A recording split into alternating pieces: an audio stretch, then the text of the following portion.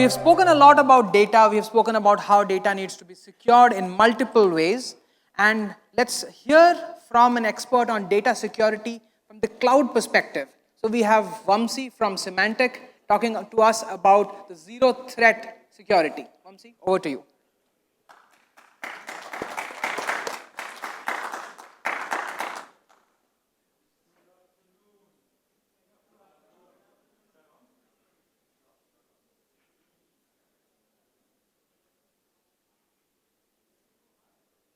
Is that better? Good afternoon, everyone, ladies and gentlemen. Hope you've had some good lunch. So it's the lunch. If it puts you to sleep, it's not me. So bear with me. Thanks for that. My name is Vamsi. I head the systems engineering for Symantec in India. I'm based here in Mumbai. First of all, thank you for making the time and giving us the opportunity. Everyone at Ingram Micro, thank you, SN, for introducing me. I'll start off with, first of all, thanking you everyone, not just for having us here, but the reason we do really successful business across the country is because of distributors and partners such as you who spread across the different cities, across the length and breadth of the country that we have, right? That's the first thing. Thank you. I'll start with a thank you. Then I'll say sorry. I've been under the weather for the last 3 days. My throat's a little patchy and I was in two minds whether I'd be able to come here and present, but I didn't want to miss an opportunity to speak about security. It's a passion that I live in, day out. It is something that I wish everybody wakes up every morning thinking about how can I keep myself secure, my loved ones secure, and my customers secure, right? That's what I think about every day. And you'll see why I'm saying that we've been hearing about a lot of these kind of security incidents around in the market. We see that from banking institutions. We see that from everywhere that we buy something online. There's so many different ways we get impacted when there's a lack of effort or a lack of sincerity when it comes to security. So my endeavor is for us to try and take that same message back, take that very seriously, and hopefully give you a few pointers on where you can speak about security whenever you can.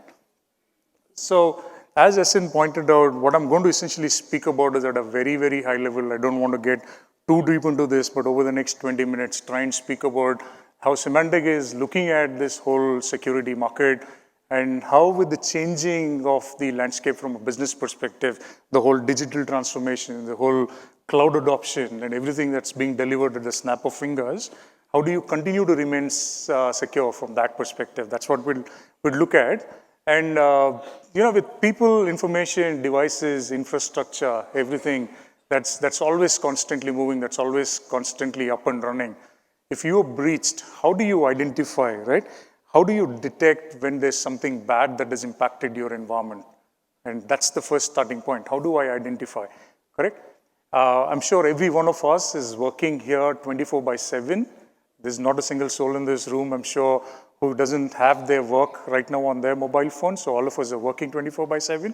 At the same time, I'm social 24/7. So the fact that something bad happening to my device or my network can impact my personal life, at the same time can also impact organizations that I work for. So how do we look at what's essentially impacting, what happens when I get breached, and how do I determine where it came from, and how do I address that if you essentially look at that?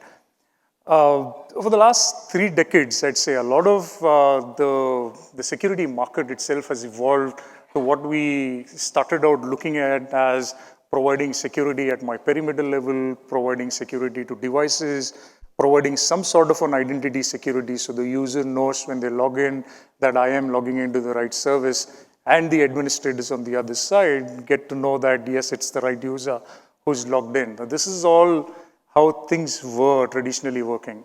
You'd be surprised, this is how still things work in really 80-90% of the market out there, right? People, because the way they approach security is, oh, I'm buying a new device. I'm sure a lot of you here are working with devices day in and day out, whether it's for your own purpose or selling it to some of your customers.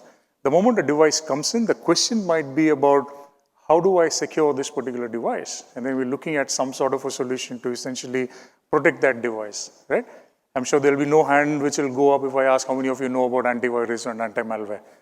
The world has come a long, long way off from then. I'm sure there's been a lot of education around information security that happened over the years. But the world has now moved to what we're now looking at as, how do I prevent any threat from entering my environment at any point in time, correct? And hence the terminology that we used called as zero threat, correct? How do I see zero threats that come and impact my devices, my users, my applications, or everything as a process that I deal in from a day in and day out perspective? And therefore, there is a concept which the industry essentially speaks about. That concept is called as zero trust security framework. This started roughly about about 10 years ago. I think I'd say about a decade ago. And essentially, one of the analyst firms, that is Forrester, introduced this term. And how do you determine who gets access to what through which device and at what point in time? It's as simple as that. But it's easier said than done, right? How do you link up what is accessing the information and try and see what information can actually be taken away from an application or from a device, whether or not the whole thing speaks to each other. So the industry went through a lot of iterations over the several years, and then this new framework essentially evolved to what we now call as a zero trust extended framework. And that extended framework essentially looks at a few parameters that you should look at security from an end-to-end perspective, correct? So if you look at what's on the next slide, the zero trust extended model's goal is to essentially strengthen data security, limit the risks that are associated with excessive user privilege access, right? What happens when somebody who doesn't have access to a certain application still can access it? And I can easily take all of that information and then go away. But then at the same time, how do I detect anything that's going wrong in my environment at the speed of light and identify what's being stolen and taken away, right? So all this concept doesn't really change the fundamentals, but what it changes is the way you start looking at security from an end-to-end perspective. So how do I link up the device, the application, the user, the manner in which they access, the network in which they're working on? So when you look at it then, the zero trust model essentially, when it comes to an application perspective, looks at 4 or 5 different blocks, right? One you have right at the top of it, when we speak about it, all of us are really worried about our own data, correct? The moment or the moment I lose my phone, or the moment I forget my phone in a cab somewhere or at an airport, the number one thing that I'm worried about is, of course, getting it back. But then if I'm not in a position to get it back, what do I want to do about it? I want to make sure that nobody gets access to my data, whether it is my own personal photographs or if there's some official data that is on it. So I'd look for means to be able to try and keep that data secure, right? I try to keep that data secure by not letting it fall in the wrong hands. So I'll have to first make sure that I delete it from my device, but at the same time, but for my continuity of life, I need access back to that data, which is more on the resilience side. So how do you take these considerations into picture before you define a holistic security strategy that we're looking at? And then the network. I'm sure a lot of you may be accessing your own environments, official applications, like I previously said. I'm on the road 80% of the time. I'm never in my office. I'm either sitting in a client's location or I'm sitting in airports, sitting at a hotel somewhere trying to connect because I have to prepare for a customer meeting the very next day. If I flash back myself, go 10 years ago, and I'd see how I was actually doing this. Every time I had to connect to my corporate resource, if I have to get a new code, if I have to get a new reference PO that was issued at some time in the past, I'd have to log back into my systems, and the only way I'd do that is through a secure VPN login that I do, correct? That kind of slows me down. There's a big productivity loss as I continue to do that. It's a great security mechanism, don't get me wrong. You're still trying to prevent unauthorized access to those applications and the data in there, but it kind of essentially is slowing me down. But the second thing on top of that is the networks themselves have changed over these years. With the advent of 4G and the impending rollout of 5Gs over the next couple of years, there's so much more data speed that's available to you that you can run business at snap of fingers. It's that much more easier. In such kind of a scenario, do you want traditional security controls to slow you down, to limit you from being able to achieve what you're achieving much faster, right? So there's also that then trying to identify how can I ease the entire network piece when it comes to connecting to my data and having access to my data, right? So you see that all of them are kind of linked in some manner or the other, right? So that's how I'm connecting data. Now I'm connecting the network through which we are accessing that. The third aspect to that is all of this data then resides in some applications, correct? You must have heard a lot of these different sessions. Again, apologies, I've not been able to attend a lot of them, but I was reading the very interesting quarterly book that's on the tables, and I was seeing how the adoption of cloud, how the adoption of digital applications, and how the adoption of software as a service or SaaS-based applications is so much more faster in this world today. What's that doing? All that is happening, again, because of the simplicity, the scalability, and the ease of use at which you can have access to these applications, no matter where you are. I don't have to invest in infrastructure. There's a lot of IT different benefits that I'm sure you guys are already aware. So when you're actually going into these applications, those applications reside somewhere, which you're accessing over a certain workload and or a network. And I'm calling that as a workload because it can belong to you. It can belong to somebody who's providing that as a service, and that service is residing in a cloud, it's residing in some sort of a data center somewhere, and it can be accessed through a certain means. So that's the workloads part of it. Was there a question? Sorry? And finally, the most important thing is how am I accessing all of this information? Where am I accessing this from? Correct? My phone in my pocket essentially is my gateway to my entire official set of data that I can access. There's hundreds of applications that are available. I can access my HR system, I can access my CRM, my sales CRM. All of that is possible from just from my device that is here, right? So the controls cannot be closer to the device. The controls have to be closer to the workloads, the applications, the data that is, correct? So which is essentially what the Zero Trust framework essentially speaks about. The traditional thinking was I'll still put security on the device, I'll put security around my application, I'll put security around my network, but that's kind of slowing you down. So it's just a way of pivoting that back into a different dimension and then looking at how do I change that from taking the security closer from the device to the user to whatever else, directly closer to the application and the data. I need to kind of provide security closer to the application, closer to the data, closer to where the data resides, you're authenticating the user. So what we're doing is we're not changing the fundamentals, we're just changing the way these fundamentals are being acted upon, correct? I just try this back to an analogy in the way how, our own housing societies have evolved over the last few years, correct? The earliest forms of security was around how do you book a stronger lock on your outside door and you put your critical assets inside your safe at the back of your house.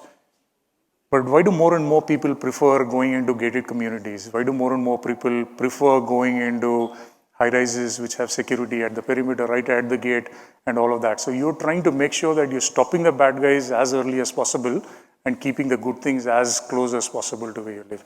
The analogies are very, very similar. And all of this, of course, is not possible without any sort of analytics and automation, right? So just like any other industry, whether it is IT or ERPs or anything else, security cannot live with the buzzwords. I'll not speak about that, but you must have already heard a lot of people say AI, ML, cognitive, all of these things. All of that is real. So things are really changing. The pace at which you're able to link all of these things together and arrive at meaningful ways to address these threats or protect your data, that's what's driving security and moving it forward. It starts with a very simple, well-defined strategy, essentially. It's nothing but defining your strategy, the Zero Trust strategy. It's as simple as getting down to a piece of paper and say, what is the most important application? What's the most important data? What are the devices that actually access this? And who can access this? Once you get those 4 simple questions, you have your fundamentals in place, and you're then able to establish a strategy from applying these Zero Trust security to wherever you are, correct? So you're looking at defining the strategy, and then you prioritize your capabilities, identify specific technologies, and highlight any specific feature requirements and all of that. I'll come to some of that, right? Now, the broad goal could be that we are committed to move to a Zero Trust architecture. If you deal with some small and medium customers and somebody goes to a security conference and comes back and tells you, hey, I've heard this concept that is called a Zero Trust security framework, and I want to apply Zero Trust. I get that all the time. I go to my customers, I go to the top CISOs in the country. I've had several of them come and tell me saying that, oh, I want to get onto a Zero Trust journey.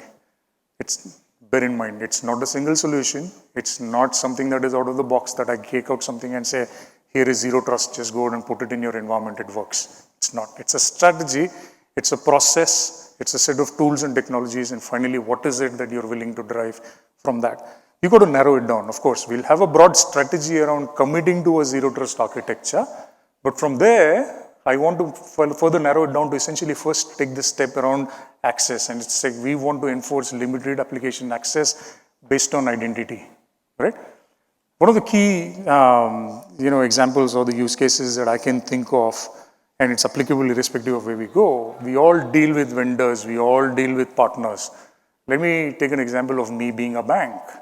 If I'm a bank and I am dealing with hundreds of my partners out there, a partner could be a simple DSA who is just approving or capturing data from retail customers and feeding that back in to give them approval for a personal loan or a car loan. Or it could be a more, in-system kind of a partner who actually prints the debit cards or dispatches my PINs, etc. All of them are accessing my applications. All of them are accessing my data and they have access to my systems, correct? That's a great point to start. That's a great way to start about thinking about zero trust security and then say, what do I do about it? How do I come up with a strategy for protecting the environment from my perspective? So what I'll do is I'll define two zones. I'll speak about the zone where there are the vendors who are all my third-party vendors and the information which is very critical to me, correct? And then I'll define a strategy around that and I'll then look for a tool that will help me control this that much more effectively, right? I'm not going into tools. I'm not going to specifically speak about technologies. I wanted you guys to take a very clear message back in terms of when you're thinking about security, it could be about the users, about the devices, about the applications, the workloads, the people themselves, all of that, right? And then another narrow use case could be that I want to protect my data, which means that all sensitive data that is uploaded to SaaS applications needs to be encrypted.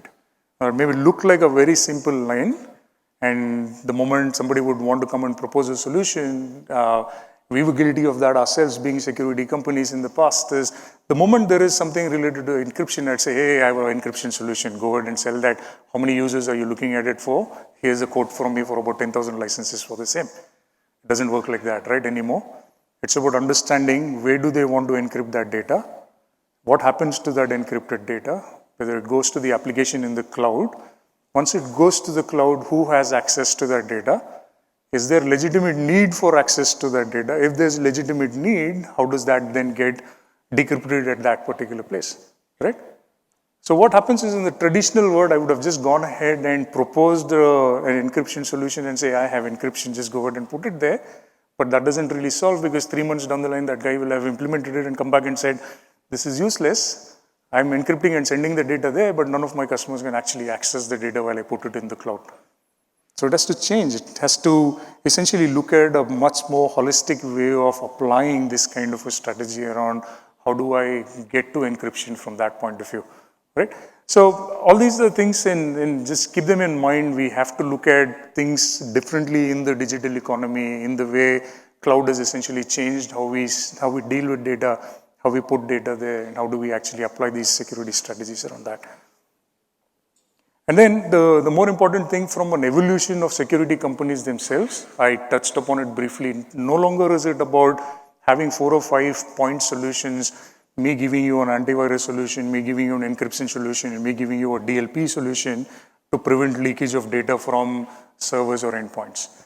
It's not going to help. All of these have to speak to each other, right?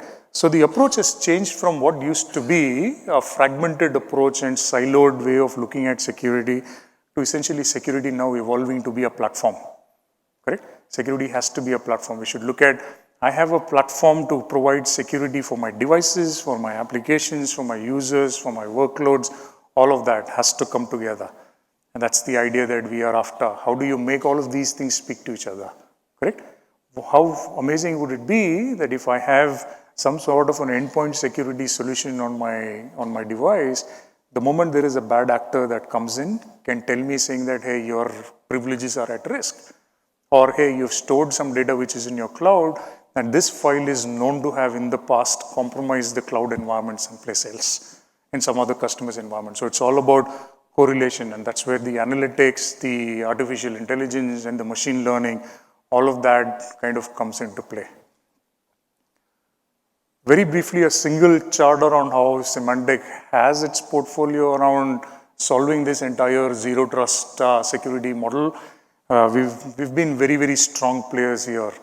A lot of you may already be aware of this, but if you don't, we have the most deployed and by far the best and the most industry-leading solutions, which are also rated the best by several analyst firms at endpoint security, around network security through proxy solutions, email security, which really deal with about 2 billion emails per day and looking at all sorts of malicious thing on emails.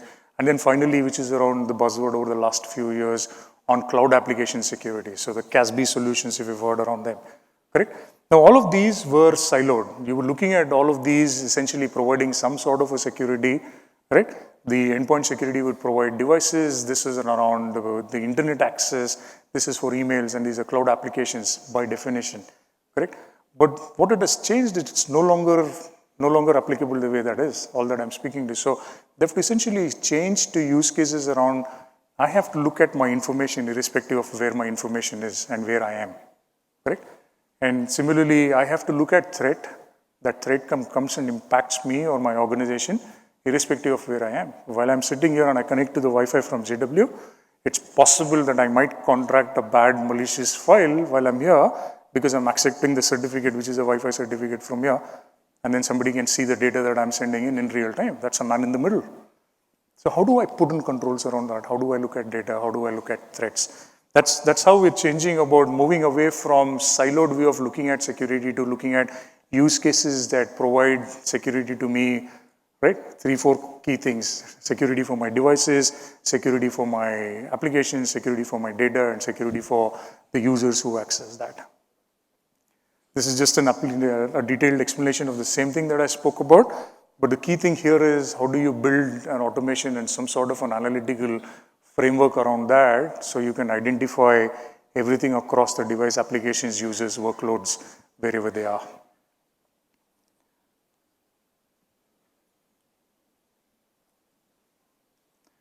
Busy slide, but the reason I had this slide again is an effective zero trust approach. In the past, if you were looking at web and internet essentially being a way of looking at some sort of a security investment, I want a proxy solution. We can't be looking at security like that anymore. Similarly, for applications which are in the cloud or email, or if I'm looking at cloud infrastructure companies like an Amazon or an Azure environment or a Rackspace. And similarly, if I have my own private cloud data centers, I could be hosting some of my own applications around there. How do I look at comprehensively changing that and essentially building a very simpler way of looking at contextual security closer to the applications, closer to the user in real time where they access that, right? Just a more detailed manifestation of that same slide. It kind of the zero trust control across cloud and web workflows. So I don't need to be worried about defining 20,000 policies around any of these things. The world will evolve towards defining a very, very simple data security policy that will look at where you are, that look at how you're accessing your data from which device, and essentially provides security around that. A few detailed slides, I'll skip this. I don't need to go deeper in depth, but I'm happy to speak to that after the session if any of you are interested, because I know there's a mix of audience around here who understand security a little more deeper than several of you in the room or wherever remote you are. The beauty of this is, as these solutions evolve, as these automation analytics actually come together, it doesn't matter. The beauty of moving to security closer to data, closer to the workloads or applications is I can now have a strategy irrespective of whether the device that you're accessing that is actually a device that I manage or not, correct? One of the bigger things, the most important issue that we had in the past is if somebody has to access my environment or my data, they had to have access to a device that is controlled by me because I'm first validating the device. I'm looking at some sort of a network control on the device to tell me, yes, this device is authorized to use my network, connect to my network, and so on. What this changes is the true implementation of BYOD then comes in, right? So it's not only just the security use cases anymore, security now actually starts driving business use cases. If you want to reduce, an organization might come up with a very high level plan around saying that I want to reduce my reliance on devices, I want to reduce my absolute capital expenditure cost.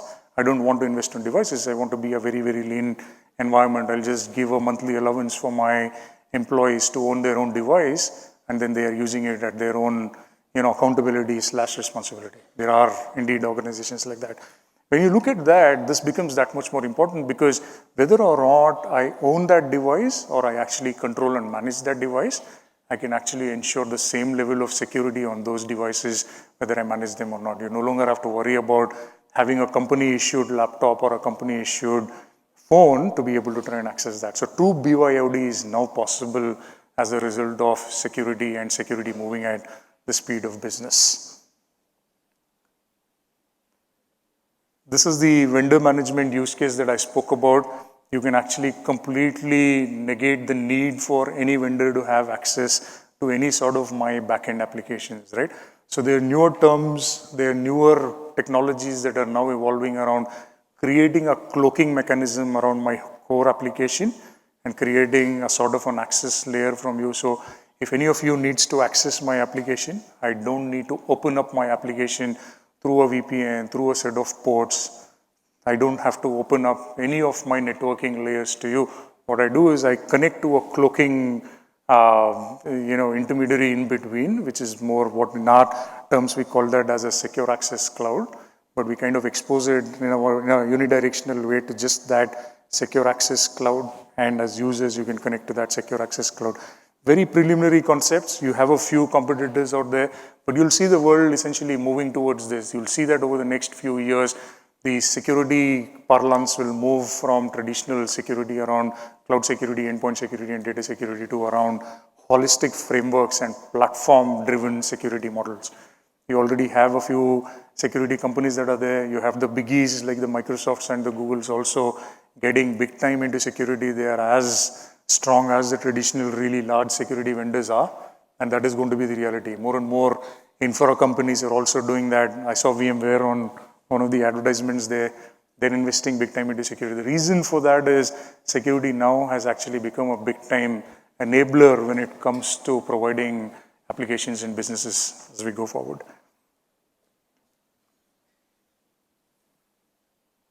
So what was initially the first slide that I started out when I saw just one vulnerability, and I was trying at that point in time trying to figure out whether it is on my endpoint or in my network, and where should I have the control, how do I mitigate that? What this changes is it changes our vision to try and, irrespective of where it resides, it could be anywhere in the globe, it could be just in one device that it is impacted, but I can still make sure that I can use that, I can try and understand it, I can try and understand the kind of correlation, I can match it to my big data and try and identify where else does it exist. I can map out all the different algorithms and actually prevent that from going any further, correct? And you're actually truly defeating the guy who is coming at you with an intent to kind of attack you or disrupt you or kind of cause some sort of a environmental change, and he'll want to extort money from you. All of that can actually be prevented. It's possible today. And security is at the speed of business.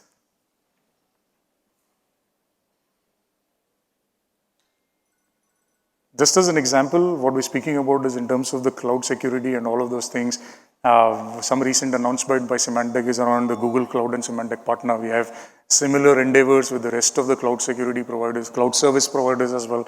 I'm sorry, but essentially the fading perimeter calls for a new approach. So it's as simple as context-aware access, which is enhanced by Symantec. If you look at a device and Symantec agents are not installed or activated on the device, you can completely block access to that. It's not just a policy, it is just a way of security at the speed of light. Even if it is like a BYOD, you want somebody to have access to your applications, they can just go through a simple set of procedures to comply with the security policy defined by Symantec, and only then get access to that. That's at the speed of which security can actually work. And the device is healthy and not exposed to any risk. You'll get seamless access and you'll have access to the full set of applications or the device is compromised and you actually block the access and wipe out the data. Just one manifestation of how these end-to-end things can actually come together. It's not just about the threat anymore. It is about security. It is seamless security, which is end-to-end, right? Thank you. I wanted to keep it at that. Just wanted to bring in some concepts here from a security perspective. Thank you very much for your time. I'm happy to have any questions, happy to answer anything in detail.